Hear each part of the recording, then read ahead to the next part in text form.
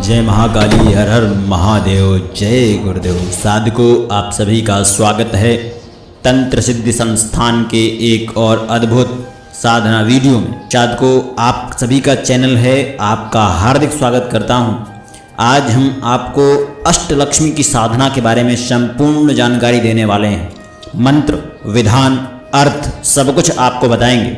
कृपया करके ध्यान से अंत तक वीडियो जरूर देखिएगा। धन संपदा क्यों की जाती है? देखिए, अष्टलक्ष्मी साधना, धन संपदा नष्ट हो जाए, घाटा लगने लगे, आप अर्श पे थे और फर्श पर आ जाएं, दिवाला निकलने वाला हो, मतलब इतना भी पैसा ना बचा हो कि आप एक टाइम का भोजन कर पा रहे हैं, अत्यंत गरीब हो जाने पर, जब इस प्रकार की समस्याएं व्यक्ति के सामने खड़ी हो जाएं, या आप भी अगर इन समस्याओं से घिरे हुए हैं, आप इन समस्याओं से प्रतिदिन लड़ रहे हैं, तो आप भी अष्टलक्ष्मी की साधना कीजिए। लक्ष्मी साधना करके श्री की सिद्धि कीजिए और अपने आप को धन संपदा युक्त और अपनी समस्त समस्याओं को, कठिनाइयों को काटिए।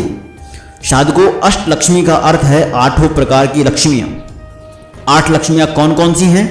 धन लक्ष्मी, आयु लक्ष्मी, यश लक्ष्मी, संतान लक्ष्मी, धरा लक्ष्मी, दरिद्रता निवारक लक्ष्मी, व्यापार लक्ष्मी, वाहन लक्ष्मी। साधकों, इन 8 प्रकार की अष्टलक्ष्मी की साधना अनुष्ठान करने के लिए पंडितों, तांत्रिकों की आवश्यकता होती है। यह अनुष्ठान स्वयं अकेले नहीं होता है। जो लोग बोलते हैं ना कि अनुष्ठान अकेले कर लीजिए, आप अष्टलक्ष्मी कर लीजिए, तो नहीं होता है। देखिए, अगर होता है तो मैं आपको बताऊंगा, अभी परेशान मत होइए। बहुत से तांत्रिक इस अनुष्ठान को करने के एवज में लोगों से बहुत धन ऐंठते हैं, जो बिल्कुल अनुचित है। होना यह चाहिए कि आवश्यक सामान ही मंगवा लेना चाहिए, बस। अपने लिए तो अंत में स्वेच्छा से दी हुई दक्षिणा ही काफ़ी है। जिस समय मैं आश्रम में था, गुरुदेव के साथ में था, उस समय हमने कई अष्टलक्ष्मी की साधनाएं करवाई हुई हैं, और मात्र 1 रुपये या 11 रुपये में। क्योंकि अगर हम दक्षिणा नहीं लेंगे तो साधना संपन्न नहीं होती है, क्योंकि कुछ दक्षिणा तो आपको लेनी ही पड़ेगी। इसलिए हम केवल दक्षिणा 1 रुपये या 11 रुपये लेते थे, क्योंकि गुरु की आज्ञा होती थी। अनुष्ठान कराने वाले यजमान को भी चाहिए कि वह तांत्रिक एवं पंडितों को यथोचित सम्मान एवं दक्षिणा प्रदान करें। लेकिन अब क्या है ना कि देखिए, सबके पास पेट लगा हुआ है, हर कोई पेट के लिए ही है। तो यजमान जो है, जो करा रहा है, उसको कम से कम इतना पता होना चाहिए कि कितना दे दें। एक इतना तो दे दे कि मतलब उसका पेट भर जाए, उसको भी बुरा ना लगे। अष्टलक्ष्मी साधना में 11 कलश स्थापित करने पड़ते हैं, और 8 छोटे छोटे तख्तों पर 8 यंत्र बनाए जाते हैं। यंत्र चावलों से ही बनाए जाते हैं। यंत्रों के नाम मैं बता देता हूँ कौन कौन से यंत्र बनाए जाते हैं। यंत्रों के नाम है श्री यंत्र, लक्ष्मी यंत्र, ऐश्वर्य यंत्र, कनकधारा यंत्र, कुबेर यंत्र, घंटाकरण यंत्र, वरदाय यंत्र, स्थायित्व यंत्र। ये 8 प्रकार के यंत्र 8 तख्तियों में बनाए जाते हैं। 8 ही यंत्रों पर अष्टलक्ष्मी की अलग अलग प्रतिमाएं चांदी की बनवाकर स्थापित करनी पड़ती हैं। तांत्रिक यंत्रों की पूजा और उन्हें अभिमंत्रित करता है।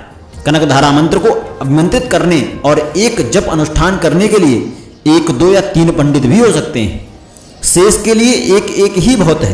इस प्रकार 10-11 पंडित होते हैं, जो अलग अलग मंत्रों के जाप लगातार करते रहते हैं। आसान साधना नहीं है, बहुत कठिन साधना है और तीक्ष्ण परिणाम देती है। कनकधारा प्रमुख लक्ष्मी सिद्धि की देवी है।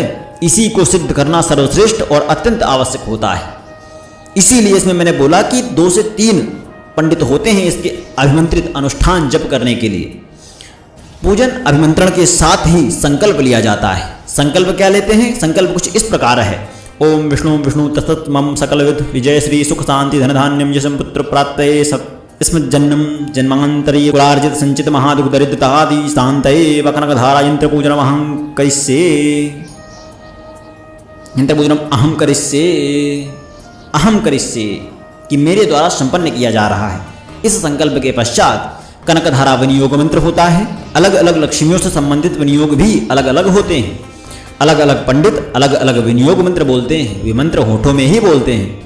अलग अलग यंत्रों के सामने अलग अलग पंडित बैठते हैं और वे अनुष्ठान को संपन्न करते हैं। यहाँ हम कनकधारा के संबंध में बताते हैं।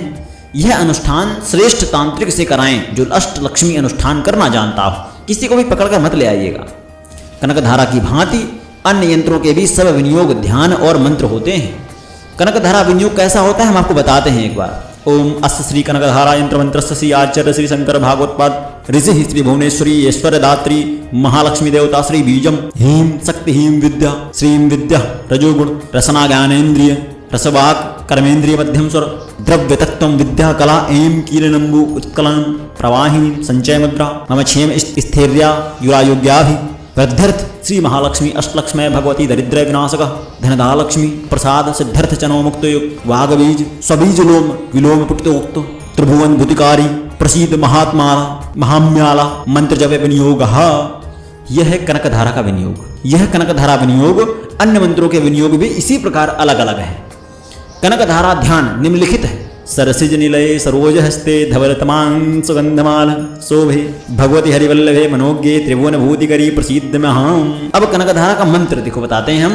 कनकधारा का मंत्र क्या है साधको? ओम वम श्रीम वम एम ह्रीम श्री वली कनकधारा स्वाहा। यह मंत्र है कनकधारा का। 8 दिनों तक यह जप अनुष्ठान होता है और 9वें दिन हवन यज्ञ होता है। यह यज्ञ तांत्रिक की देखरेख में होता है। इसमें विशेष प्रकार के मंत्रों से सामग्री आहुतियां देनी पड़ती हैं। पर्याप्त सामग्री और घृत यज्ञ में व्यय करना चाहिए। किसी भी चीज की कमी ना हो। यज्ञ भलीभांति संपन्न होने पर अनुष्ठान पूरा माना जाता है। इस अनुष्ठान और यज्ञ का फल अत्यंत उपयोगी रहता है। धन धान्य और व्यापार में उन्नति होती है। घर में लक्ष्मी की अपार वृद्धि होती है, अटूट वृद्धि होती है। अष्टलक्ष्मी यंत्र बनवाकर आप अपनी दुकान, कार्यालय अथवा घर में भी लगा सकते हैं। इस प्रकार तंत्र की इस साधना में आप पूर्ण लाभ उठा सकते हैं। जो भी इस लक्ष्मी की साधना करवाना चाहता हो वह अपने गुरु से जरूर संपर्क करे। और देखिए मैं हर बार बताता हूं कि गुरु आपका होना अति आवश्यक है। देखिए अगर आप मेरे से बात करते कि मैं क्यों नहीं करता हूं, साथ को ऐसा है ना कि देखो एक साथ 10 से 12 तांत्रिकों को इकट्ठा करना, प्लस मैं गुरुजी को वजन दे चुका हूं, तो मैं आपको समस्त चीज़ों की जानकारी देता रहता हूं। मानिए कभी आपके पास कोई करने आया, कोई जब कराने आया, ठीक है, तो आपको कुछ गलत करा रहा है या आपका फायदा उठा रहा है, तो आप देखेंगे तो कम से कम कि मैंने जो बताया वो सही है नहीं है। आप उससे देख तो सकते हैं कि आपके साथ छल तो नहीं हो रहा है। जिसकी जो मदद हो, जैसे मैं बोलता हूं कि आप मुझे मेल कीजिए, तो मेल आप पूरा लिख कर कीजिए। अब आपने बोला कि मुझे अप्सरा की सिद्धि करनी, आप डिटेल दे दीजिए। साधकों मुझे ये तो बताइए कि किस अप्सरा की, आप पूरी डिटेल के साथ मुझे मेल किया कीजिए। नहीं तो आधी मेल का जवाब मैं किस प्रकार दूंगा, आप खुद बताइए। मुझे कई मेल मिले हुए हैं कि जो अप्सरा साधना करनी है, कौन सी अप्सरा साधना करनी है, ये तो बताइए आप मुझे। आशा करता हूं कि आपको पूर्ण जानकारी में दे पाया हूंगा। गुरुदेव की आज्ञा और आपके आशीर्वाद की कामना करते हुए मैं विदा मांगता हूं। मुझे आज्ञा दीजिए। जय महाकाली, हर हर महादेव, जय गुरुदेव।